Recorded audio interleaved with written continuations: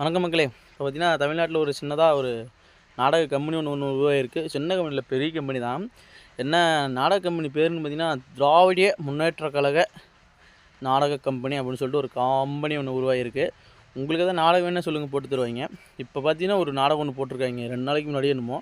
அந்த நாடகத்துக்கு பேர் பார்த்தீங்கன்னா தூய்மை பணியாளர் போராட்டம் அப்படின்னு சொல்லிட்டு அவங்களெலாம் கொண்டு போய் கைது பண்ணி எல்லாம் அடைச்சிட்டு அப்புறம் ஆள் செட் பண்ணி எல்லாம் போட்டு நாங்கள் காலை உணவு போட்டோம் அப்படி இப்படின்னு சொல்லிட்டு எல்லாம் பண்ணிகிட்டு இருந்தாங்க.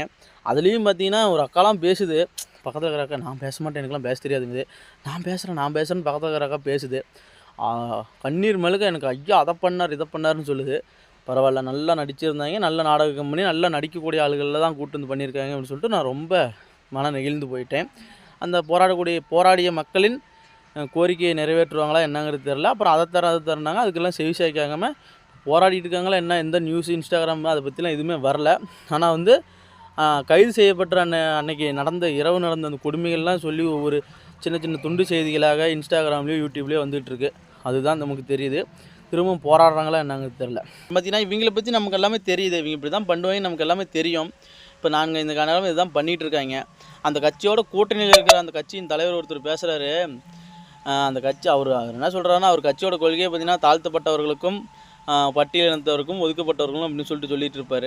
அவருக்கு நேற்று பார்த்தீங்கன்னா பிறந்தநாள். அவர் பிறந்தநாள் மேடையில் சொல்கிறாரு, இந்த குப்பையள்ளும் பணியாளர்களுக்கு பணி நிரந்தரத்தில் எனக்கு வந்து மாற்று கருத்து இருக்குது அப்படின்னு சொல்கிறாரு. என்ன மாற்று கருத்துன்னு பார்த்தீங்கன்னா, குப்பாடுறோம் குப்பாளிகிட்டே தான் இருக்கணுமா அப்படின்னு சொல்கிறாரு. இப்போ அவங்க அந்த மக்கள் கேட்குறது வந்து பணி நிரந்தரம். அது பணி நிரந்தரத்தை பண்ணால் அவங்களுக்கு கிடைக்க வேண்டிய சம்பளம் கிடைச்சி அவங்க வாழ்வாதாரம் உயர்ந்து தன் மகளையோ மகனையோ படிக்க வைத்து அவங்க நாம் இந்த வேலையை செஞ்சோம், நம்ம மகளோ இந்த வேலையை செய்யக்கூடாது அப்படின்னு சொல்லிட்டு வேறு இது பண்ணுவாங்க.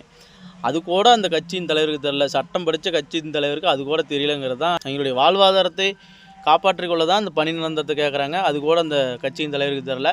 பணி நிரந்தரத்தில் எனக்கு மாற்று கருத்து இருக்குது அப்படின்னு சொல்லியிருக்காரு.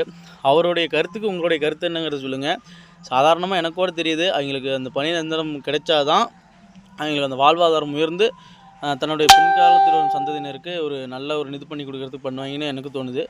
அவருடைய கருத்துக்கு உங்களுடைய கருத்து என்னங்கிறத கமெண்ட்ஸ் சொல்லிட்டு போங்க மக்களே.